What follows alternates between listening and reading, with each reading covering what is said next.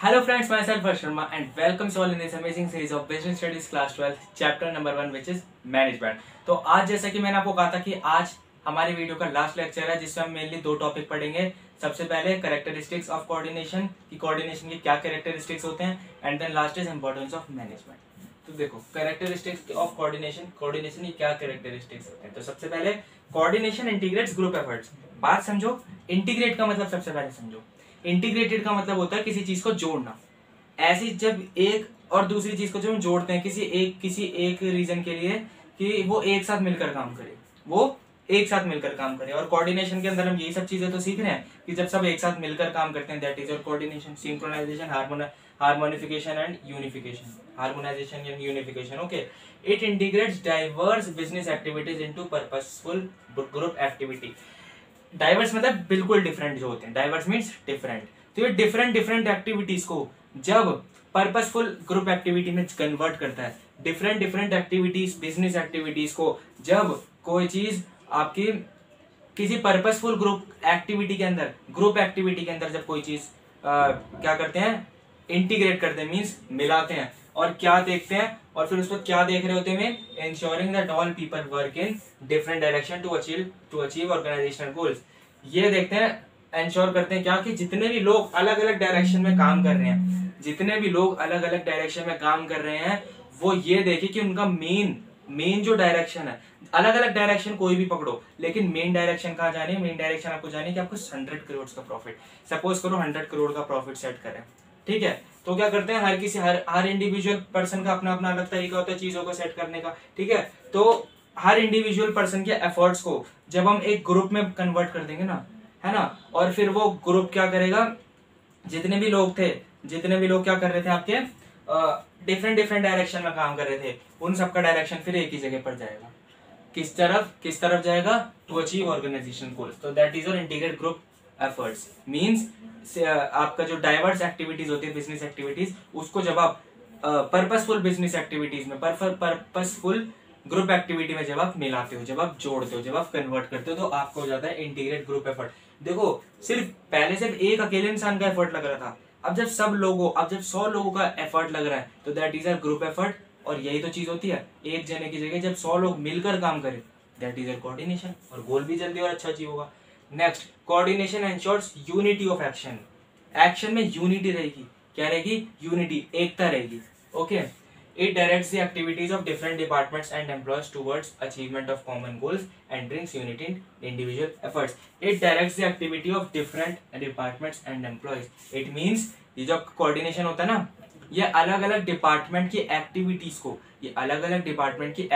को एंड अलग अलग एम्प्लॉयज को, हर इंडिविजुअल एम्प्लॉयज को क्या करता है, डायरेक्ट करता है, देखता है कि वो किस तरीके से काम कर रहे हैं टूवर्ड्स किसकी तरफ, अचीवमेंट ऑफ कॉमन गोल्स। जो कॉमन गोल हमने सेट कर रखा है उस कॉमन गोल की तरफ हर इंडिविजुअल एम्प्लॉय या फिर साथ ही साथ हर इंडिविजुअल डिपार्टमेंट किस तरीके से काम कर रहा है, एंड उन सब के बीच में क्या, हर इंडिविजुअल एफर्ट के बीच में क्या यूनिटी आ रही है या नहीं, ये सब चीजें आ रही है या नहीं, ये कौन देखता है, आपका कोऑर्डिनेशन। तो कोऑर्डिनेशन का मेन काम क्या होता है कि कोऑर्डिनेशन डायरेक्ट करता है अलग अलग डिपार्टमेंट की एक्टिविटी को, साथ ही साथ एम्प्लॉयज को। फिर से रिपीट करता हूँ, कोऑर्डिनेशन डायरेक्ट करता है, देखता है उन्हें ऊपर से क्या लो, कहीं से भी क्या लो, ठीक है, अलग अलग डिपार्टमेंट की एक्टिविटीज और अलग अलग एम्प्लॉयज को जब डायरेक्ट करता है किसकी तरफ, towards achievement of common goals, और साथ ही साथ जब वो हर इंडिविजुअल एफर्ट्स के बीच में यूनिटी ले आता है, हर इंडिविजुअल पर्सन के एफर्ट्स में जब वो यूनिटी ले आता है, तो दैट इज योर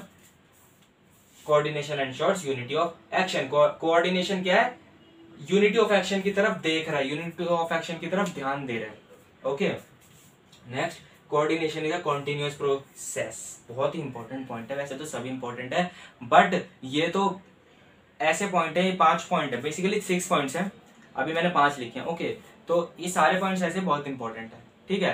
तो कॉन्टिन्यूस प्रोसेस का मतलब क्या है, देखो इस साल मैंने सेट किया कोऑर्डिनेशन, इस साल मैंने सेट किया 100 करोड़ का प्रॉफिट, चलो ये सब चीजें कोऑर्डिनेशन फॉलो करके 100 करोड़ का प्रॉफिट हो गया, बट व्हाट अबाउट नेक्स्ट, अगर मैं नेक्स्ट ईयर मान लो 200 करोड़ का प्रॉफिट सेट करता हूँ तो क्या तब मुझे कोऑर्डिनेशन नहीं चाहिए, मुझे इस बार कोऑर्डिनेशन की जरूरत थी, तब क्या मुझे नेक्स्ट टाइम कोऑर्डिनेशन की जरूरत नहीं है? The answer is yes. आपको इस साल भी जरूरत है, आपको अगले साल भी जरूरत है, आपको अगले से अगले साल भी जरूरत है। जब कभी भी आप अपना गोल सेट करते हो आपको तब तब कोऑर्डिनेशन की जरूरत पड़ेगी। तो क्या मैं ये कह सकता हूँ कि कॉन्टिन्यूस प्रोसेस होता है? The answer is yes, I can say. It is not a specific activity matter. ये कोई एक बार, या फिर आप ये लिख सकते हो कि it is not a one time activity. ये एक बार में नहीं करी जाती। It required at all levels, ये हर लेवल पर रिक्वायर है। कल मैंने आपको दिखाया था ना, हर टॉप लेवल, मिडिल लेवल और लोअर लेवल, और साथ ही साथ आपके management as work, art professional, इन सब में भी दिखाया था। ठीक है, डिफरेंट डिपार्टमेंट में भी चाहिए होती है, डिफरेंट लेवल पर चाहिए होती है। ठीक है, इसकी जरूरत हर लेवल पर होती है, इसकी जरूरत हर डिपार्टमेंट में होती है, साथ ही साथ फंक्शंस में भी होती है। आपको 5 फंक्शंस कराए थे, नाम बता देना उनके। ठीक है, हर डिपार्टमेंट में, हर फंक्शन में, हर लेवल पर चाहिए होती है। Till the organisation continue its operation, तब जब ये कब तक चाहिए होती है? जब तक आपकी ऑर्गेनाइजेशन चल रही है। Till the organisation continue its operation, जब तक आपकी ऑर्गेनाइजेशन कंटिन्यू रहेगी तब तक आपको कोऑर्डिनेशन की जरूरत रहेगी, पड़ेगी। Coordination is all pervasive. Let me tell you one thing और you tell me one thing. Okay, क्या कोऑर्डिनेशन सिर्फ बिजनेस के अंदर ही चाहिए होता है? मुझे आपके घर में मान लो शादी का फंक्शन है, क्या वहां आपको कोऑर्डिनेशन की जरूरत दिखेगी क्या? जब एक अकेले इंसान को काम करने की जगह जब सब मिलकर काम कर रहे हैं। शादी में यही तो होता है, जब जिसके घर शादी होती है वो एक अकेला इंसान, सिर्फ भाई थोड़ी होता है, सिर्फ फादर थोड़ी होते हैं, सिर्फ मदर थोड़ी होते हैं जो सिर्फ काम संभाल रहे होते हैं। कितने सारे रिश्तेदार होते हैं जो एक ही काम को कर रहे होते हैं, एक ही काम को देख रहे होते हैं, अलग अलग काम को देख रहे होते हैं। मतलब मेनली काम क्या है? हमें शादी की सारी तैयारियां करनी है। ठीक है, हमारा मेन अचीवमेंट क्या करनी है कि हमें अच्छी शादी करनी है।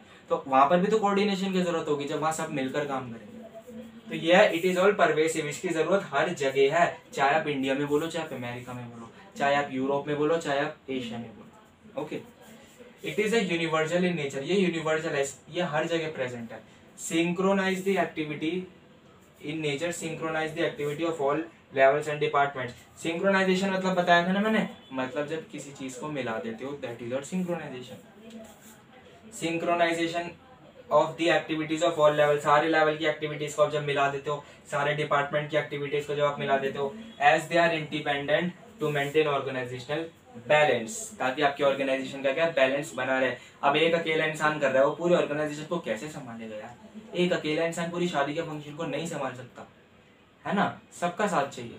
वैसे ही स्कूल में जब चीटिंग करते हैं, स्कूल का एग्जांपल देता, स्कूल में जब चीटिंग करते हैं, क्या एक अकेले इंसान से चीटिंग हो जाती है? कमेंट में बताओ, क्या एक अकेले इंसान से चीटिंग हो जाती है? The answer is no. जब तक आपका पार्टनर आपका साथ नहीं देगा तब तक आप चीटिंग में भी अच्छे नंबर नहीं ला सकते। ओके, तो coordination is the responsibility of all managers. बिल्कुल एकदम सही, कोऑर्डिनेशन हर पर्सन की रिस्पॉन्सिबिलिटी होती है। मुझे ये कहकर चलना है, अच्छा तू भी मेरे साथ आ रहा है, चल हम मिलकर काम करेंगे। उसके कंधे पर हाथ रख के कहो दैट हम मिलकर काम करेंगे। क्या करेंगे? हम मिलकर काम करेंगे, यूनिटी के साथ, एकता के साथ काम करेंगे। ठीक है, तो हर पर्सन, हर एम्प्लॉय की या हर पर्सन की रिस्पॉन्सिबिलिटी होती है कि वो कोऑर्डिनेशन को अपनाए, वो कोऑर्डिनेशन को अपनाए। अपने आप नहीं आता कोऑर्डिनेशन, अपनाना पड़ता है। अपने आप नहीं आता, अपनाना पड़ता है। तो जिस कंपनी में ऑर्गेनाइजेशन आया है, नॉट आया है, अपनाया है, वो ऑर्गेनाइजेशन अपना गोल अचीव कर सकती है। ओके, तो it is equally important at all 3 top and middle lower levels of management. तो जैसा कि हमने पढ़ा कि हर इक्वली हर लेवल पर इंपॉर्टेंट है, तीनों लेवल पर, top, middle and lower levels of management. Thus it is the responsibility of all the managers that they make efforts to establish coordination. तो ये हर, अब जब हमने देखा कि हर जगह रिक्वायरमेंट है इसकी, तो ये हर मैनेजर की रिस्पॉन्सिबिलिटी बनती है दैट दे मेक एफर्ट, कि वो अपने एफर्ट्स लगाएं। किस चीज में एफर्ट लगाएं?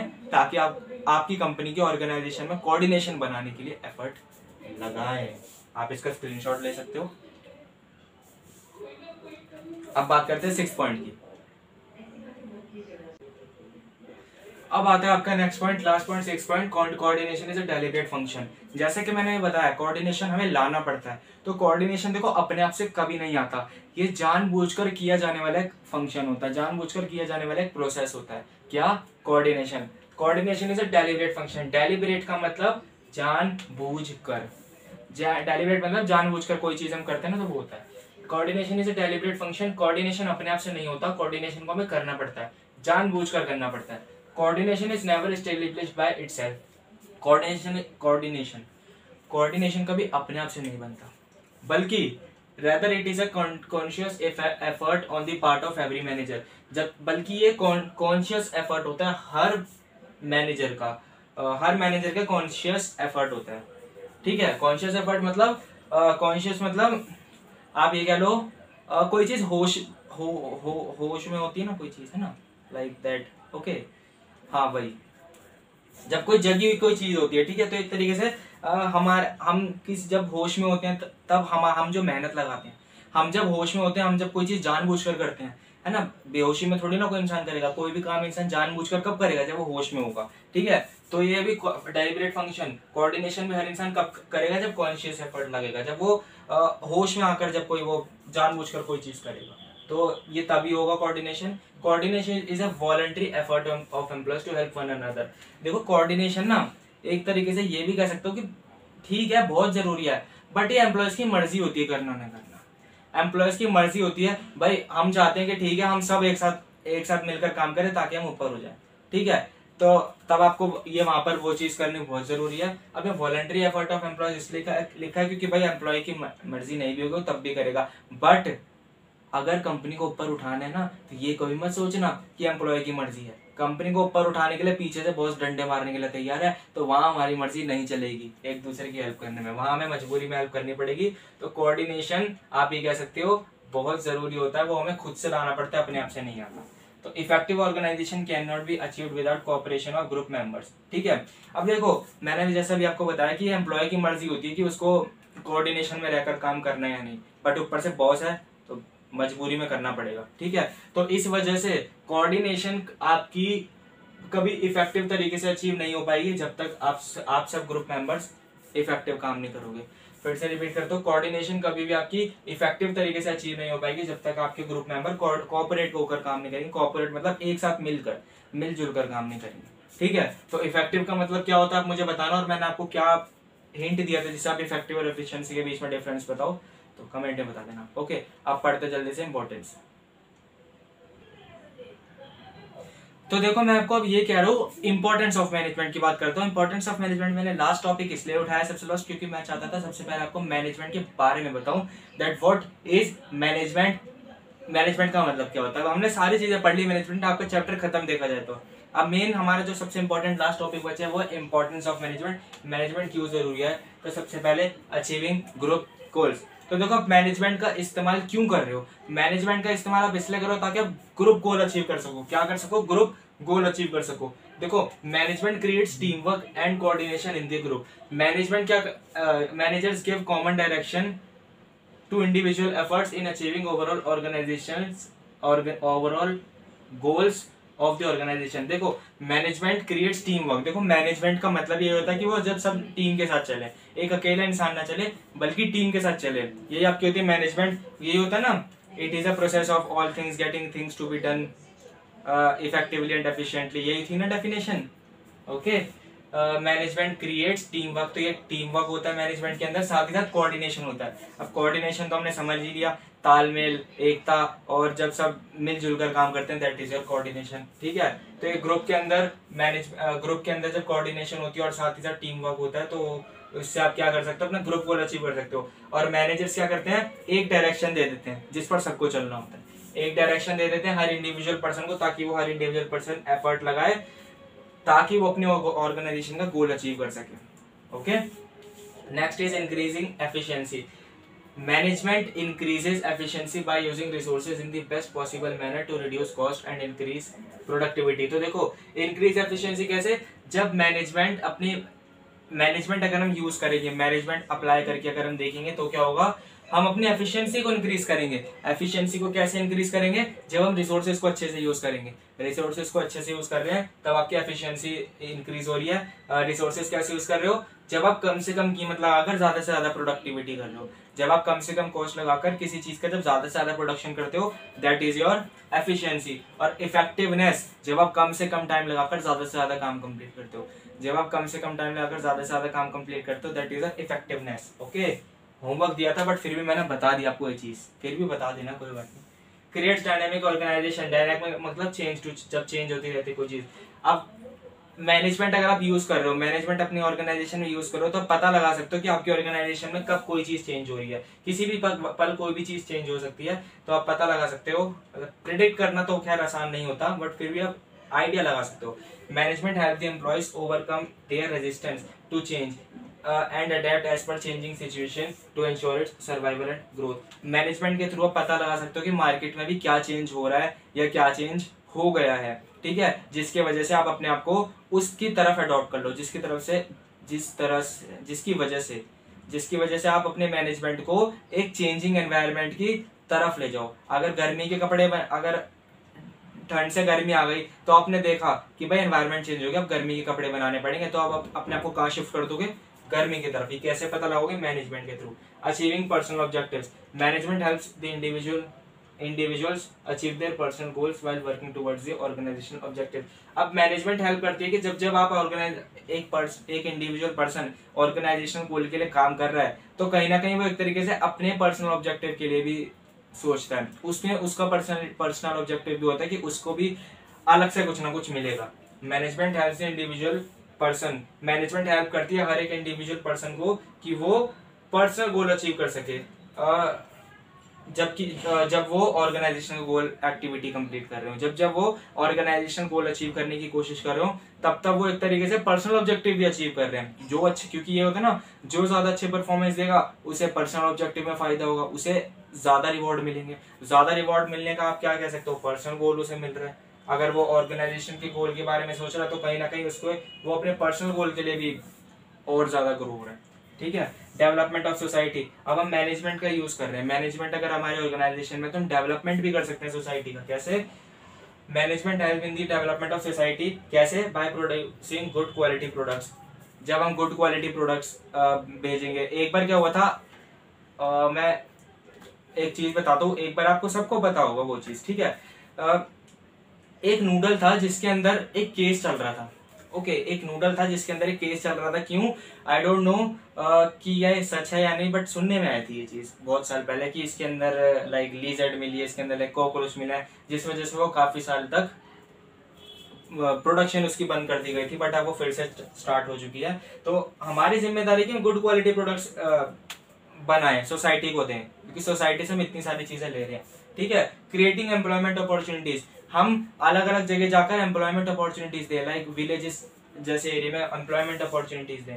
एंड अडेप्टिंग न्यू टेक्नोलॉजी, साथ ही साथ नई टेक्नोलॉजी की तरफ भागे, पुरानी टेक्नोलॉजी की तरफ नहीं। वो टेक्नोलॉजी नहीं जो पॉल्यूशन फैला रही है, वो टेक्नोलॉजी जो पॉल्यूशन फ्री है, उस टेक्नोलॉजी की तरफ भागो। तो देखो, ये था importance of management. Importance of management का आप सिर्फ 5 इंपॉर्टेंस नहीं है, इसके आप 10 भी लिख सकते हो। मैं 10 लिखने की ट्रिक बताता हूँ आपको, टेंशन लेने की बात नहीं है। डेफिनेशन याद कर लो, डेफिनेशन में से मैं आपको 2 बताता हूँ। डेफिनेशन के अंदर आपकी 2 चीजें आ जाएगी जिससे आप इंपॉर्टेंस लिख सकते हैं, एक है इफेक्टिवनेस और एक एफिशिएंसी। यहाँ पर लिखा ना इंक्रीज एफिशिएंसी, इस पेपर लिखते टाइम जब भी आप लिखो ना इंक्रीजिंग एफिशिएंसी, सेकंड पॉइंट लिख दिया सपोज आपने इंक्रीजिंग एफिशिएंसी, थर्ड पॉइंट आप क्या लिख सकते हो, इंक्रीजिंग इफेक्टिवनेस। कोई मार्क्स नहीं काटेगा, कोई कुछ नहीं कहेगा। इसी का नेक्स्ट पॉइंट आप थर्ड पॉइंट क्या बना के लिख दो, increasing efficiency. Achieving group goals, achieving group goals अगर आप देखोगे तो मैनेजमेंट के कैरेक्टरिस्टिक्स, मैनेजमेंट के फीचर्स के अंदर ये चीज रखी है। ग्रुप एफर्ट जो लगता है, ठीक है, इंटीग्रेटिंग ग्रुप एफर्ट्स वाला, ठीक है। इसके अंदर आप कह सकते हो कि अकेले इंसान का काम नहीं होता, सबको मिलकर करना होता है, तो वहां से उठाया गया पॉइंट है। ये डेफिनेशन से कह सकते हो, ये भी कैरेक्टरिस्टिक्स में उठाया गया पॉइंट है। डायनेमिक एनवायरनमेंट वाला क्रिएट्स डायनेमिक ऑर्गेनाइजेशन, ये आपका ऑब्जेक्टिव में से उठाया गया है। अचीविंग पर्सनल ऑब्जेक्टिव, अब अगर आपको ये नहीं लिखना तो इसकी जगह आप लिख सकते हो तो अचीविंग ऑर्गेनाइजेशनल ऑब्जेक्टिव या फिर इकोनॉमिक ऑब्जेक्टिव, ठीक है। और अचीविंग और पर्सनल ऑब्जेक्टिव हो गया, ठीक है। साथ ही साथ अचीविंग सोसाइटी के लिए जो फायदेमंद हो, सोसाइटल वाले चेंजेस, ठीक है, social changes, achieving social changes लिख सकते हो उसकी जगह। तो इसकी जगह, इसके साथ साथ मैंने आपको 3 पॉइंट और बता दिए, और ये लिख दिया अपने डेवलपमेंट ऑफ सोसाइटी, सोसाइटी का कैसे डेवलपमेंट होगा, तो आप कैरेक्टरिस्टिक्स में से भी देखो 3-4 चीजें उठा सकते हो, वहां से ये भी लिख सकते हो कि मल्टी डायमेंशनल होता है, ये भी जरूरी है। तो देखो एक तो ये हो गया, एक दूसरा ये हो गया, increasing efficiency and increasing effectiveness 3 हो गए, क्रिएट्स डायनेमिक ऑर्गेनाइजेशन 4 हो गए, अचीविंग पर्सनल ऑब्जेक्टिव 5, प्लस या तो achieving personal objective, achieving organisational objective 6 हो गए आपके, अचीविंग आपके सोशल ऑब्जेक्टिव्स कितने 7 हो गए, 8 ये हो गए। आप अगर कैरेक्टरिस्टिक्स पे जाओगे, ऑब्जेक्टिव्स को देखोगे और डेफिनेशन को पढ़ोगे तो वहां से 2-3 और उठा सकते हो। देखो 8 तो मैंने आपको अभी भी गिनवा दिया, 5 ये 3 अलग से जो मैंने बताया। बहुत इजी है यार बिजनेस स्टडीज के अंदर, यही तो स्किल होती है कि क्यों बिजनेस स्टडीज में अच्छे मार्क्स लाना बहुत इजी होता है। अगर आप उस चीज के अंदर फोकस करोगे ना तो बहुत इजी है। सिर्फ बिजनेस में नहीं, इकोनॉमिक्स हो, अकाउंट्स हो, कोई भी सब्जेक्ट हो, अगर आप फोकस के साथ पढ़ रहे हो ना वो चीज, नोट्स बनाओ, जरूरी नहीं है आप खुद से नोट्स बनाओ, मेरे से भी अच्छे नोट्स बनाओगे, इस चीज की मैं गारंटी दे सकता हूँ, मेरे से भी अच्छे नोट्स। ओके, तो ये था हमारा आज का चैप्टर। आज का चैप्टर कंप्लीट होता है हमारा बिजनेस स्टडीज का चैप्टर 1 मैनेजमेंट। नेक्स्ट क्लास में हम पढ़ेंगे chapter number 2 principles of management. अगर आप कहो तो मैं इसके आपको थोड़े क्वेश्चंस की प्रैक्टिस भी करा दूंगा। ओके, 1, 1, 2 मार्क्स वाले, तो आप डिमांड कर देना, डिमांड पे ही आपके लिए वीडियो बनेगी, अदरवाइज बन जाएगी, उसकी कोई टेंशन नहीं है, टेंशन मत लो। ओके, तो अगर आपको क्लास 6 की हिस्ट्री पढ़नी है तो वो भी आप पढ़ सकते हो। ज्योग्राफी भी जल्दी से शुरू होने वाली है, क्लास 12 की भी बिजनेस स्टडीज की सीरीज चली रही है आपकी। ओके, और साथ ही साथ अगर आपको इकोनॉमिक्स और अकाउंट्स पढ़नी है तो उसके लिए भी आप डिमांड कर सकते हो, जितनी ज्यादा डिमांड बढ़ेगी उतनी जल्दी मैं स्टार्ट करूंगा। ओके, तो ये था हमारा आज का session, that's all and thank you. One more thing that अगर आपको वीडियो अच्छे लगे तो प्लीज चैनल को शेयर, सब्सक्राइब एंड लाइक जरूर करना। That's all, thank you.